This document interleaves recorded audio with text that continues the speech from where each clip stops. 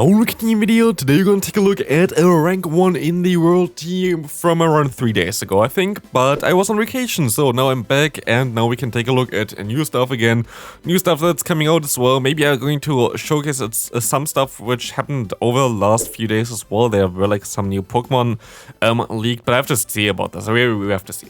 But yeah, we're going to take a look today at a rank 1 team from Swampyerts, which is a very cool team here in general, and also Swampyerts itself was one of the first supporters I really had when I started doing Twitch streams, so very cool dude, as we will be able to go ahead here, go for one Shadow Ball with our shiny Cofagrigus. I only built this Pokemon for this video here, so leave a like on this video, of course, if you enjoy this content as well, as I would have another rank 1 in the world team, which is way different from this one, for the Ultra League as well, which just, I think, happened 1 or 2 days after Swampyerts hit rank 1 in the world. So if you're interested in this, leave a like on the video. I'm going to showcase it then tomorrow, as we will face here against Charizard. We will be able to go for one Shadow Ball here, and we're going to be able to knock them out most likely with our Tapu Fini, as we're going to survive basically every move here. Everything is resisted, but Blast Burn still kinda hurts. The thing is, what you're going to see also in this gameplay, and most likely in just 1 or 2 days, it's going to be fine. My rating is pretty low. I was on vacation. We had also the Go Battle Day. Basically what I did there, not even for all the sets, because I didn't get every set done either. I usually just went 1-4 to get the dust, and that's all. And all my dust basically went into my Cofagrigus, so I basically net 0 on that one. But if you're wondering why my ELO is pretty low, it's not completely low. It's like around 2,300, 400 now. I think I'm already at 2,450 or something again. After just 1.5 days of playing, so like I went up crazy high with this team already with just the few games that I played, of course. Yes, it's in lower elo, but you still see like teams like Registeel here already, XL Registeel. Like, this is the thing in general. I feel like a lot of times that I go into like the lower elos because I have to tank for some reason or whatever. Usually I feel like the teams that I face are as good, if not even better, than the teams that I face in like higher ratings. The thing is, a lot of people just don't either know A, how to play, or B, how to use those Pokemon effectively. For example, this dude here, thanks for the Focus Burst, this does not knock me out. I will be able to realign, and I will be able to now put in my Skuntank instead Trevenant and have the Sylveon aligned against the Fairy in the back, which I should swap out already. I don't know why I'm staying in here. I can go for the Flamethrower, trying to get the shield. I do get the shield. I have to swap out. Why do I not swap out? I guess I want to just shield and farm down. But yeah, a lot of misplays on other sides as well. I think I played those games late at night as well while I was traveling back, so sorry if like they are not perfectly fine either. I was a little bit tired, and I'm still very tired, so yeah, again, it's most likely gonna take like 1-2 days until I'm totally fine again, always after traveling for a long time. It's a little difficult. We will see here a Dragonite in the lead. That's going to be an interesting one, as Dragonite is a Pokemon that's a little bit tricky to deal with. Luckily, they run the move Dragon Tail. Dragon Tail is way better for us, because while Cofagrigus is pretty bulky, and this shiny looks like amazing, honestly, look at the shiny, we're going to have a pretty low HP stat. It's a very defensive Pokemon. I always say this for those Pokemon. One-turn fast moves are horrible against them for the Pokemon itself. Like, it's very strong against them basically, because they do like a set amount of damage just every half a second compared to like a set amount of damage every 3 seconds, and it just adds up like after a while. You cannot, like with the low HP stats, one-turn moves are really awkward to deal with those Pokemon, so luckily they ran for the Dragon Tail. Here we see the Jellicent going down to our Skuntank. I could have most likely played a lot of things a little bit better there. I think I battled those, did those battles during the time in my airport where my plane got delayed. But still, we're going to see a Nidoqueen coming in here, which will be fine, as we can go for some Surf damage. Surf is going to get shielded, and we can go ahead and go for a shield on our own, which is going to be the Earth Power, which is cool. We will be able to go for one Surf here as well, as this will need to knock them out. We can farm them down, and this is looking pretty okayish so far. We can go for the Surf most likely. Don't think there's anything that can really knock us out. Superpower coming through doesn't knock us out, and Surf is enough here. This is in general a team that's also kind of accessible, I guess, like Skuntank. XL Skuntank is definitely something that you can pretty easily get nowadays. Cofagrigus is also very easy to get. I find actually Cofagrigus is easier to get than the Skuntank because every Halloween, basically, if you play one time at Halloween, you already have all the XL candy if you have Mega Evolution or something on during the time where you can catch it, because it's basically everywhere every Halloween. It's awkward to get it outside of Halloween, so if you didn't play the last Halloween event, it's most likely a little bit tricky to get this Pokemon for you. But here we see the Talonflame coming in. We can go ahead, go for one Crunch here. This will knock them out. We see the Walrein coming in here as well, as we can go for the Crunch, hope for the debuff, and it's going to get not the debuff.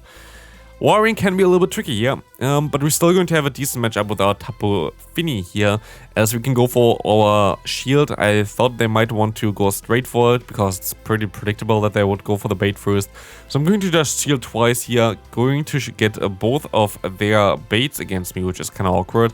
Going to try to get the debuff here maybe as well with Moonblast. You always have the chance for that. I basically never get it, but still, I would not really, like for those moves like Moonblast, I would never really hope for the debuff anyway. Like it feels like it's just something that's so rarely occurring that it doesn't really affect the move too much. Just a cool side effect that's sometimes happening, but like I'm not always thinking, oh, hey, I throw a Moonblast, hopefully I get the debuff, because it's kind of rare. Like it's very, very rare. And like, it's actually interesting because for me, it's a 10% chance to get the debuff there. It's not that crazy rare though, but for example, if you use something like Night Slash, I think just because it's so spammy, I'm always like hoping, oh, please give me the boost, please give me the boost. But also I think that the Night Slash has just a little bit more of an impact if you get the boost there compared to the defense drop. No, attack drop actually, attack drop from the Moonblast. We see Lapras here. Lapras, a very strong bulky Pokemon for the Ultra League. I have actually a rank 1 Shadow Lapras as well, which I thought of. I wanted maybe showcase this Pokemon as well someday, but didn't really find the time to showcase it. I actually already made the battles for it, but didn't really have the time for it. Tomorrow we're most likely going to, as said before, have another rank 1 in the world team. And a very spicy showcase of a cool new XL Pokemon for the Ultra League as well. So it's going to be a wild one for tomorrow. And then afterwards we're going to have the Master League coming back. We're going to have Master League with the Open Master League and also the Master League Premier, but no classic version. Actually, I might do some video about this all as well, because it's going to be most likely the week where the least amount of people are playing, because you have only matchups like where you only have to have like level 50 Pokemon. If you have no level 50 Pokemon, basically you have to skip the next week, which is something that I kind of dislike and feel like is something that should be a little bit more talked about. I think I completely misplayed this matchup here against this opponent. I think I'm just going to throw it here at this point anyway. This Cresselia will knock me out, so I'm going to forfeit here. So a good game there. Next opponent, we will find out here, going to have a Walrein in the lead. With this team, we can talk a little bit on how to play this team, because I actually had no idea when I started into it as well. I didn't know what they used as a Say Swap, if they even used a Say Swap, but I feel like this team is very situational. So what do I mean with that? Basically, whatever you face in the lead and beats you, you should swap out into the Pokemon that causes less than the other, because both are pretty much, in my opinion, in a similar quality as a Say Swap here. So it's a little bit difficult sometimes to really find a consistent Say Swap here, but I feel like here for this team, also by the way, look at this opponent getting 2 boosts against me. That was also kind of wild, but in general, against whatever you face in the lead, the weaker Say Swap, like the weaker Pokemon in the back for you, it should be a Say Swap, and then you have the better one in the back, because both are pretty similar as a Say Swap here. Even though the opponent double boosted, they still lost with 1 shield, and also lost like Switch Event shield, which is wild. But otherwise, if you have a neutral lead, I would just stay in with this Pokemon, because it's not really an ABB line here for this specific team. I feel like it's more actually an ABC line really. So very, very balanced team, so it doesn't really hurt you too much if you lose the lead here. There are other teams which I usually play as well, for example, something like Swampert Double Flying, where you really need to have the Swampert still alive at the end. If they have a Steel type, you're basically screwed over if you don't have that. With this team, it doesn't really happen too much, so I feel like this is a very good balanced team that you can run with next to no prior knowledge. Just basically play it out like you would want to play it out anyway. But yeah, we will see here the Skuntank going to go ahead, go for the Flamethrower. I think actually they used normal Skuntank, at least I didn't see if they used Shadow or not. But we will be able to knock out the opponent here, as we see another Cobalion in the lead. Very good lead for us. Cobalion is interesting that they stay in here, because they have basically nothing to do here. I will be able to go ahead and go for one Shadow Ball, as this will hopefully do a lot of damage. But no, they're going to go into a Pangoro. I think this Pokemon learns Gang Shot, I'm not sure. It would be a cool one to use as well in the Ultra League with Gang Shot though. because I feel like that if it, I actually don't know, does it have Gang Shot? Because I feel like you kind of see a lot of Tapu Fini currently in the meta, and if you have Gang Shot on it, which, let me see real quick, I'm looking at it, they don't have Gang Shot. No, I think if they learn it on the main CS games, they have Iron Head and Rock Slide.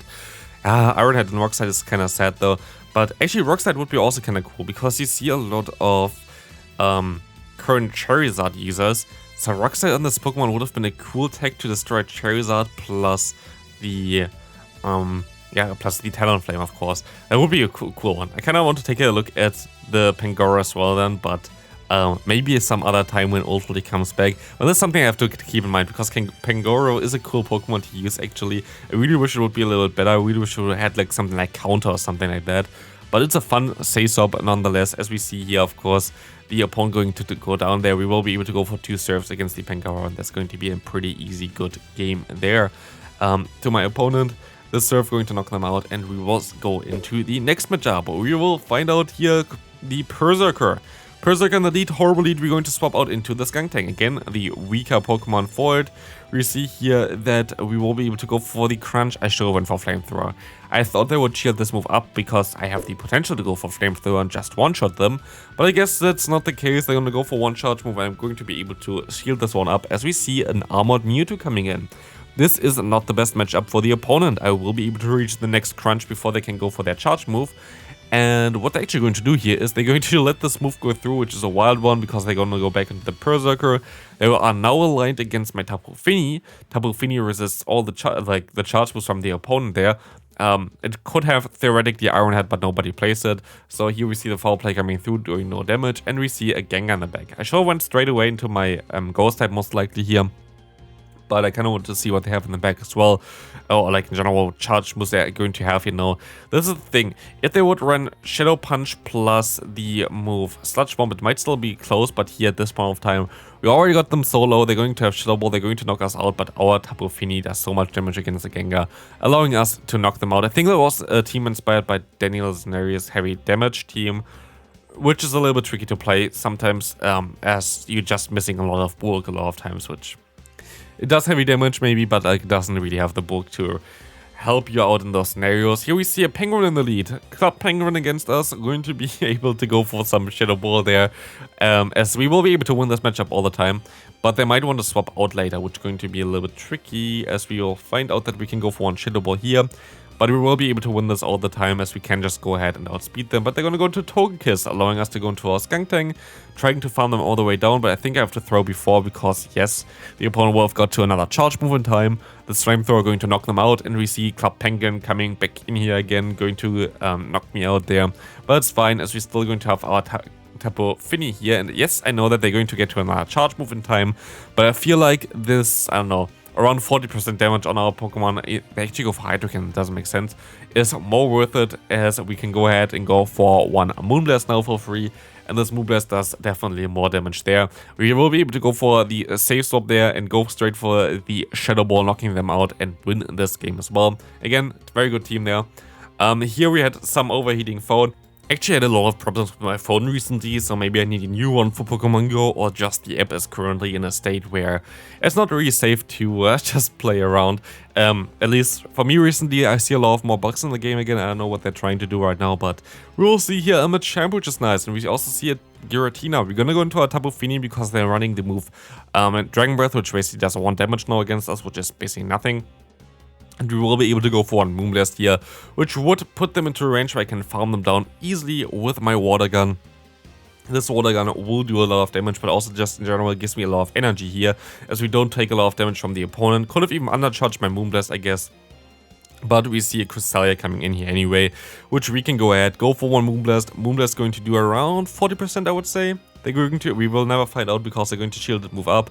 Was a CMP tile, grass not coming through, doesn't matter to me. I can go into my Skuntank, we see the Machamp coming back in, and this is going to be a very good game. Actually, I think I'm gonna go for the Psychic here, do I? It's going to be a Rock Slide. Could have also went for this Shadow Ball, would have also knocked them out most likely, but this is going to be a very easy game now, as we have now the Cresselia against our Cofagrigus. Going to be able to go for one shield here. I can go for the Shadow Ball, and this Shadow Ball going to put them very low. I don't actually think it knocks them out, right? Cresselia is just bulky. Exactly, we're still going to be able to win this game here easily. So yeah, that's going to be it for this video. If you want to see the other rank 1 in the world team, I'm going to showcase it then tomorrow. Leave a like on the video and subscribe if you haven't already. Thanks all for watching, and yeah, I'm back, and it's going to be a little bit weird maybe for a few days to commentate, but I see you in the next video. Bye.